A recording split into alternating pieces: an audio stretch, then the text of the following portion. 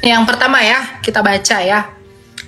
Bagaimana kita menanggapi tentang perselisihan antara pengikut Yesus di abad mula-mula dengan pengikut orang-orang Farisi ya. Kita lihat dalam Yohanes 8 ayat 22. Mulai ayat 21. Maka Yesus berkata pula kepada orang banyak, "Aku akan pergi dan kamu akan mencari aku, tetapi kamu akan mati dalam dosamu. Ke tempat aku pergi tidak mungkin kamu datang." Itu kata Yesus kepada orang-orang Farisi, orang-orang Yahudi.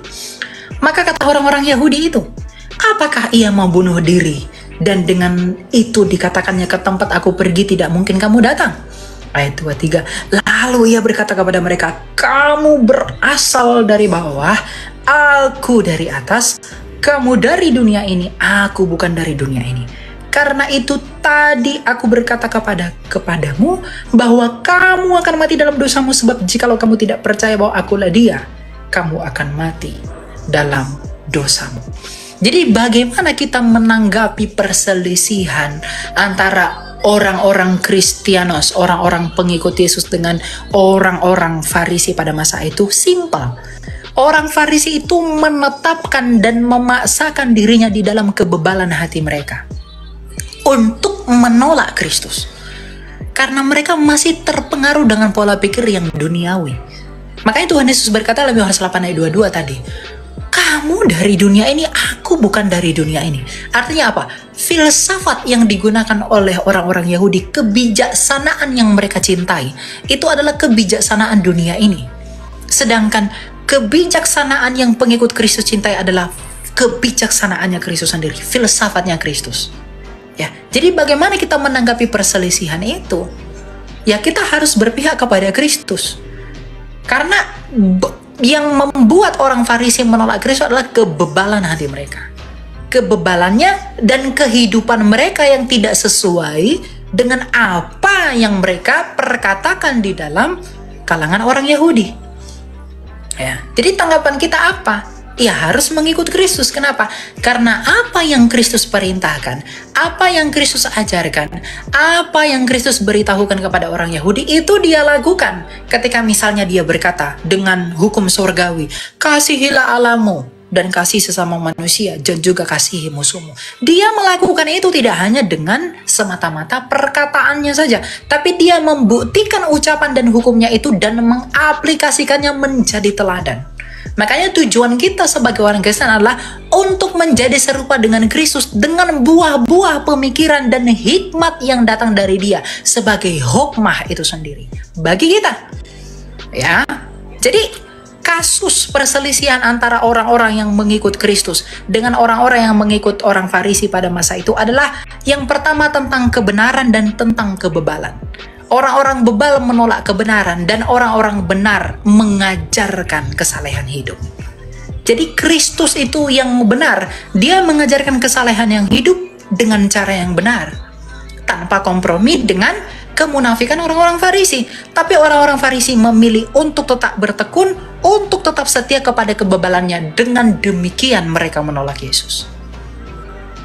Nah, oleh karena penolakan itulah Rasul Paulus berkata kepada jemaat di Roma, "Kalau bukan oleh karena pelanggaran mereka, kita tidak beroleh anugerah." Ya, jadi ada dua hal dalam hal ini yang mau disoroti. Kebebalan orang Farisi. Orang-orang Farisi itu menunjukkan mereka tidak mau diajar oleh Kristus. Mereka tidak mau tunduk. Yang kedua, mereka lebih mencintai kebijaksanaan manusia daripada kebijaksanaan ilahi di dalam Kristus. Karena Kristus berkata, "Kamu dari dunia ini."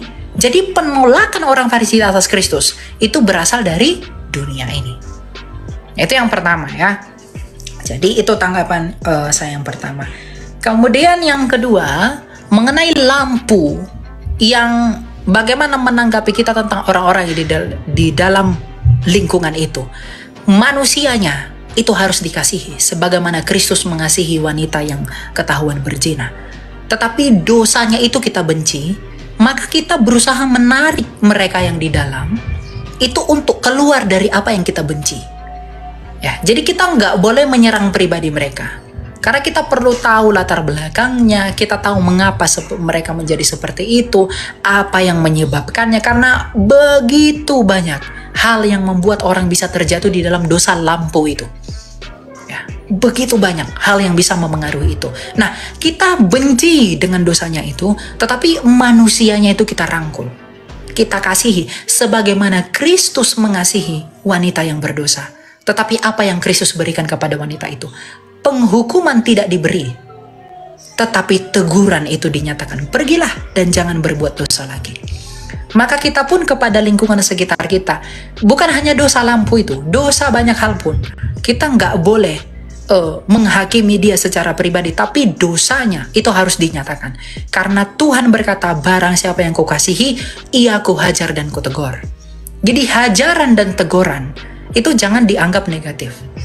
Itu akan menjadi negatif kalau caranya tidak sesuai. Ya, kamu menegur orang tapi kesannya mempermalukan, itu sampah. Kamu tegur orang depan banyak orang, itu sampah. Ya, teguranmu baik. Makanya Rasul Petrus berkata, sampaikanlah dengan lembut, penuh hati nurani, dan dengan kebenaran. Maka orang-orang yang di dalam dosa itu, kita tahu mereka di dalam dosa itu, ya orangnya kita rangkul. Nah ini ada setan yang bilang rajam. Ya. Kita rangkul, tapi dosanya kita benci.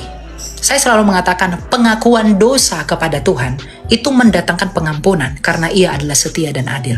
Tapi pengakuan dosa kepada sesama itu mendatangkan pemulihan. Jadi sikap kita sebagai yang meneladani Kristus itu harus mengasihi orangnya dan memulihkan mereka. Karena kita harus jadi Kristus-Kristus kecil di tengah-tengah mereka. Bagi kesembuhan dan pemulihan mereka. Banyak kok orang yang berhasil keluar dari dosa yang seperti itu. Meskipun itu dikatakan, wah itu disebabkan ini sebenarnya. Banyak yang bisa keluar. Gitu ya. Nah mengenai misalnya ada hamba Tuhan di dalam dosa itu, saya pun tidak tahu ya dalam kasus ini dia berenang-renang di dalam dosa itu atau tidak. Tapi kalau seorang pendeta atau hamba Tuhan pernah di dalam masa lalu yang seperti itu, pernah di dalam histori yang seperti dalam hidupnya, ya dia harus membuktikan pertobatannya itu dengan buah-buahnya, ya. Tidak mencemarkan diri, ya, tidak melakukan hal-hal itu lagi, itu penting. Tetapi kalau masih melakukan itu tidak boleh. Nah itu akan jatuh kepada yang kamu sebutkan tadi, ya berzina dengan bait Allah. Karena dia itu sebagai hamba Tuhan, ya pelayan Tuhan. Ya. Rasul Paulus juga punya masa lalu. Ada seorang jana suci bernama seorang jana suci, saya lupa namanya, Seraphim Rose. Seraphim Rose juga dia pelaku dalam tanda kutip LGTB, ya dia cinta sesama jenisnya. Tetapi dia dinobatkan gereja sebagai orang kudus karena masa lalunya itu dia responi dengan pertobatan yang sungguh-sungguh. Ya, dia tidak hanya jadi orang biasa. Masa lalunya itu tidak menghambat dia untuk menjadi orang suci. Karena ini dari gereja ortodoks ya. Karena gereja itu memfasilitasi dia, merangkul dia, mengasihi dia, dan menyatakan bahwa tidak seharusnya demikian. Maka dia pelan-pelan di dalam hajaran dan teguran yang penuh kasih itu keluar dari situ. Dan dia bahkan bisa menjadi pengayom untuk yang seperti itu. Maka dia menjadi sarana penyembuhan bagi orang-orang yang masih di dalam itu. Ya, jadi kalau ada hamba Tuhan atau siapapun ya yang masih di dalam itu, ya dia harus segera keluar dari yang seperti itu. Ya, karena itu akan merusak relasinya kita dengan Tuhan dan juga merusak buah-buah yang kita keluarkan.